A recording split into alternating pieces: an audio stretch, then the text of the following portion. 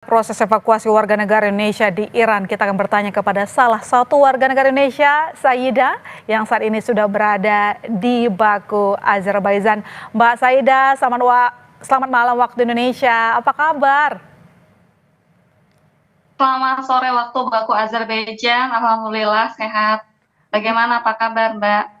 Luar biasa, kabar saya juga baik dan saya senang melihat Mbak Saida juga sehat-sehat di sana.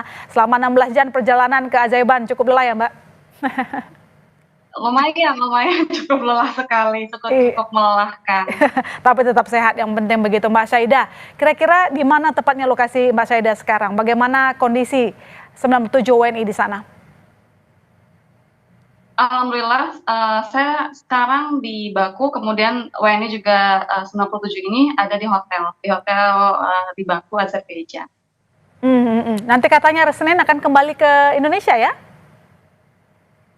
Insya Allah, karena kan sekarang ada kloter per kloter ya. Hmm. Kemungkinan nanti malam ini di, eh, diberi tahu, kemudian kan masih pendataan, terus besok mungkin ada dari jam 5, jam berapa, ada per kloter. Nanti insya Allah Senin atau malam atau Selasa mungkin sudah sampai di Indonesia insya Allah. Oh, besok itu pun atau hari Senin pun itu per kloter ya? Nggak berbarengan, maksudnya tuh gimana Mbak Iya, Saida? Oke. jadi gini, karena kan harga tiket itu lumayan kan, menurut informasi dari Tono sendiri gitu kan. Terus, jadi misalnya besok itu diterbangkan jam 5, kemudian juga kan akses terbatas, tidak bisa semuanya langsung berbarengan pulang. Jadi jam 5 ada pemberangkatan ke Indonesia, kemudian juga ada misalnya jam 8, kemudian jam 9, kemudian misalnya jam 11, jam berapa seperti itu, mungkin ada besoknya lagi sampai semuanya di 7 itu dievakuasi. Oke, dan seluruh WNI yang Lumayan melelahkan karena dan seluruh WNI iya, yang bersama-sama dengan Mbak Saida saat ini semua bersiap untuk pulang dan keadaan mereka juga sehat-sehat ya Mbak? iya, alhamdulillah sehat. Mungkin ada pas kemarin kami di perbatasan itu ada beberapa yang tertahan karena kan ada yang bawa bayi, kemudian bayinya itu belum ada paspor gitu. Tapi alhamdulillah bisa sampai apa namanya di perbatasan karena kan ada di Astara itu ya, Astara perbatasan Iran dan Azerbaijan. Itu lumayan nunggunya sampai 16 jam tadi. Mbak Saida, mungkin bisa diceritakan waktu pertama ada serangan di Teheran sebelum Mbak Saida dievakuasi ke Baku. Apa yang terjadi di sana? Apakah memang sangat menggemparkan sehingga membuat Mbak Saida ini memilih untuk ikut dalam proses evakuasi di gelombang pertama?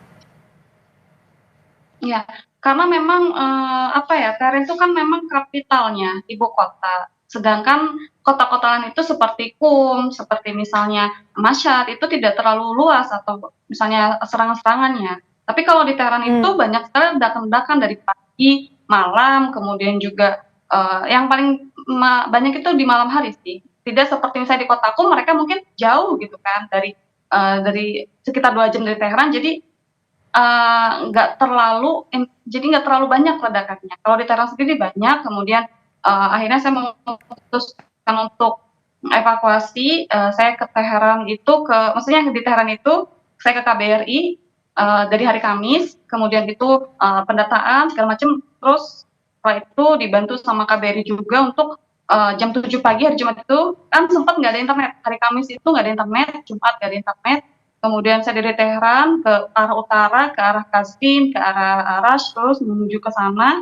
Perjalanan sekitar itu sebenarnya kalau normal tidak berjam-jam seperti itu, tapi karena memang banyak sekali pemeriksaan di polisi itu pemeriksaan lagi, hampir alhamdulillah menuju Astara. Kemudian juga di sana masih dicek lagi, bahkan sampai malam karena ada warga negara Cina di sana ya. Terus sudah gitu selesai, warga negara Cina sudah selesai keluar, kemudian Indonesia, kemudian di perbatasan itu masih dicek lagi.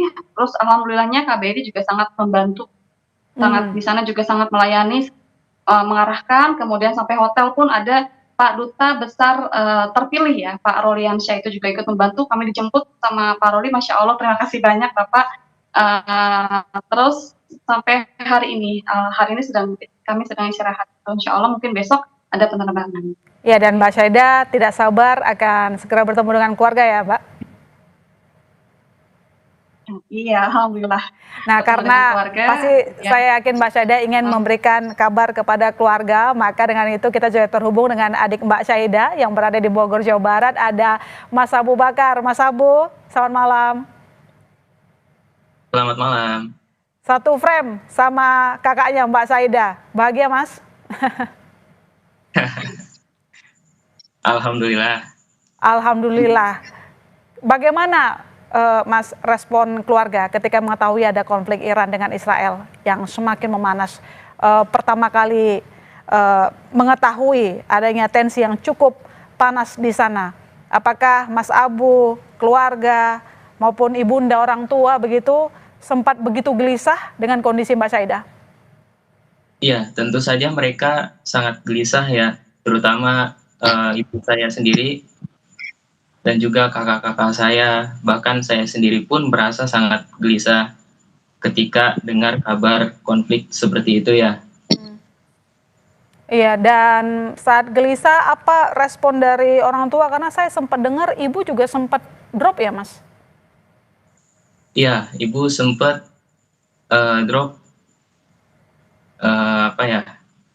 Karena kan dia tuh ibu saya orangnya kalau sedih jarang ditunjukin gitu di depan anak-anaknya, di depan saudara-saudara gitu.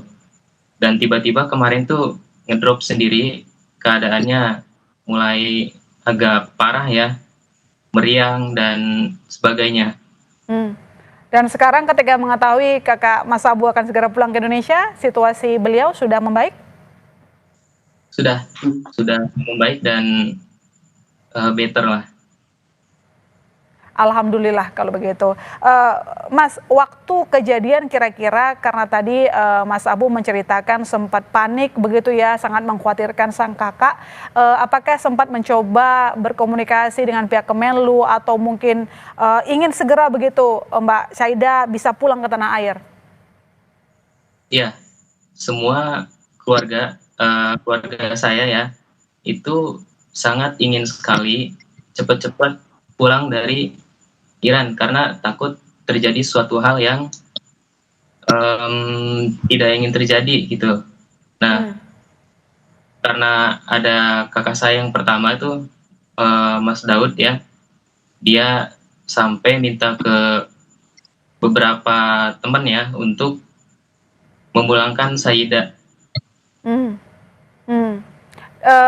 Saya ke Mbak Syaida kalau begitu. Mbak Syaida kan satu dari 97 orang yang memilih untuk pulang dan mau dievakuasi ke Indonesia begitu. Tapi yang kami ketahui juga bahwa kemarin laporan dari Kemenlu juga banyak juga warga negara Indonesia yang memilih untuk tidak pulang dengan alasan situasi aman di sana. Tapi mungkin Mbak Syaida punya keterangan informasi hasil percakapan dengan mereka. Apa alasan terbesar mereka tidak pulang? Padahal yang kita tahu adalah eskalasi semakin memanas. Apalagi sekarang Amerika Serikat sudah ikut campur dalam perang ini. Banyak ya, itu apa namanya, teman-teman kenapa tidak memilih untuk dievakuasi, karena pertama itu di Qom sendiri itu aman, yang tadi saya sampaikan itu ledakannya itu tidak separah di Tehran. Di Tehran itu dari mungkin pagi di jam 3 sore, kemudian malam jam 12, jam 2 itu pasti selalu ada ledakan gitu kan. Nah, di Qom sendiri itu tidak ada ledakan, mungkin ada satu dan itu pun tidak terlalu terdengar, bahkan aman. Mungkin itu adalah salah satu yang membuat mereka untuk evakuasi seperti itu, karena memang di sana masih aman gitu. Terus keduanya juga mungkin ada yang masih hamil, teman saya ada yang masih hamil itu 8 bulan, mungkin untuk susah untuk apa namanya untuk melakukan persalinan di sini. Misalnya untuk pergi ke pesawat pun agak susah. Iya. Yang saya tahu. Dan yang lainnya tuh adalah apa namanya, sebentar lagi kan mau selesai nih, tinggal nunggu ijazah. Terus karena harus nunggu ijazah itu makanya untuk mereka tuh memutuskan untuk tetap stay di Iran agak lumayan sulit ya, yang saya tahu. Itu beberapa contoh apa namanya proses yang misalnya mereka juga harus berpikir panjang. Iya, seperti ya. seperti itu. Selain memang alasan merasa di sana aman, tapi ternyata ada kendala masing-masing orang individu begitu ya, supaya tetap memilih berada di sana. Mbak Saida, sekarang kan saya rasa Mbak Saida merasa lega karena segera pulang. Sebelumnya pasti sempat panik ya, karena jauh dari keluarga ya?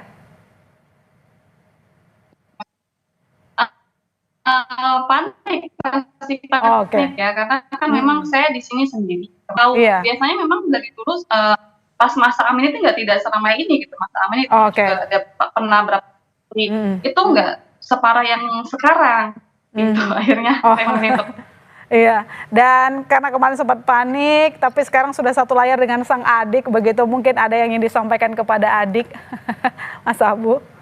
iya. Alhamdulillah sih saya selalu menyampaikan kepada keluarga saya sendiri pun tidak harus saya panik, tetap tenang, tetap jaga kondisi kesehatan. Saya pun seperti itu. Jadi karena kan kalau kita panik nanti akan ngedrop gitu kan. Jadi tetap tenang, tetap waspada, itu aja sih. Terus juga terima kasih juga untuk KBRI, Kemlu juga, terus kemudian atas pertahanan itu sangat membantu, itu kemana-mana pun sampai ditungguin sampai harus masuk baru mereka akhirnya pergi lagi gitu. Iya, Mas Insya Abu, Allah. Mas Abu Ya. ada yang ingin disampaikan kepada kakak sebelum nanti kangen-kangenan di Bogor? Ya mungkin cuma nanyain kabar ya, gimana situasinya sekarang kan udah lumayan membaik dan kami pun sering saling berinteraksi di WhatsApp ya. Jadi setiap waktu kita membagi kabar gitu. Ya mungkin tidak ada ya kalau di sini ya. Sudah semua soalnya. Iya ya, apalagi memang kalau relasi kakak adik begitu ya. Terima kasih Mbak Saida, terima kasih Mas Abu telah bercerita di Kompas Malam. Mbak Saida, semoga selamat sampai Indonesia, bertemu kangen dengan keluarga. Ibu sudah sangat rindu dengan Anda. Terima kasih sekali lagi Mbak Saida, Mas Abu, selamat malam.